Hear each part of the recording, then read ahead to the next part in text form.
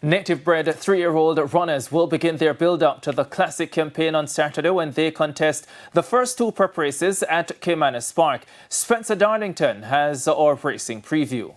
6 runners will go postward in the Hotline Stakes for native-bred 3-year-old fillies over 6 furlongs, with the Philip Fiani trained Giving Thanks to be ridden by Tevin Foster being the 7-5 anti-post favourite, ahead of Tailor Made with Robert Halladine at 8-5 and Dreamcatcher at 2-1 to be ridden by in-form apprentice Shaheem Gordon. Tailor Made's impressive exercise gallop of 1:14.4 for 6 furlongs last Saturday morning makes her a tough nut to crack. However, Giving Thanks, who won impressively just over 2 months ago, is coming back well rested from that assignment and appears poised for a big effort and could actually upstage Tailor Made. This event is slated as race number 4 at 1:40 p.m. Meanwhile, 10 runners will face the starter in the Sir Howard Stakes for Coles and Geldings, also over 6 furlongs in race number 7 at 3:40 p.m.